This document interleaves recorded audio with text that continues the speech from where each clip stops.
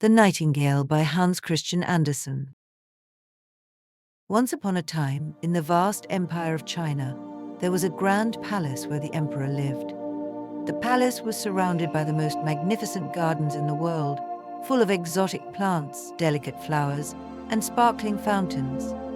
But what the emperor loved most was the beautiful song of a nightingale that lived deep in the nearby forest. Although the nightingale's song was famous throughout the kingdom, many of the emperor's courtiers had never seen the bird or heard its song. The nightingale was simple and plain to look at, yet its music was so sweet and pure that people traveled from far and wide just to listen. One day, the emperor read about the nightingale in a book that described its song as the most beautiful in all the land. Curious, the emperor commanded that the nightingale be brought to him so he could hear it sing. The courtiers were alarmed, for none of them knew where to find the nightingale.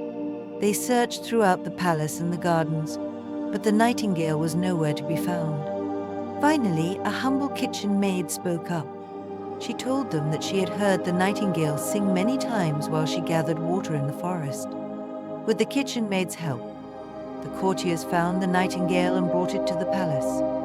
The little bird sang for the emperor, and its voice was so sweet and melodious that it brought tears to his eyes. "Stay with me, dear nightingale," said the emperor, "and you shall live in luxury. You will sing for me whenever I wish."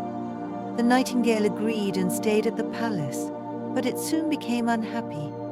The courtiers placed the bird in a golden cage, and although it was treated well, the nightingale longed for the freedom of the forest. One day, a gift arrived for the emperor, a mechanical nightingale covered in jewels and gold that could sing like the real bird. The emperor was delighted with the beautiful toy. The mechanical bird's song was perfect, but it always sang the same tune. The emperor quickly became enchanted with the mechanical bird, and soon the real nightingale was forgotten. Feeling sad and unwanted, the nightingale slipped away from the palace and returned to the forest. For a time, the emperor was content with his jeweled mechanical bird. It sang the same song over and over again, and the people admired it for its beauty. But one day the bird's gears began to wear out, and it broke, leaving the emperor without its song. Years passed, and the emperor grew ill. He lay in his bed, weak and alone, with no music to comfort him. He wished for the sweet song of the nightingale, but it was nowhere to be found.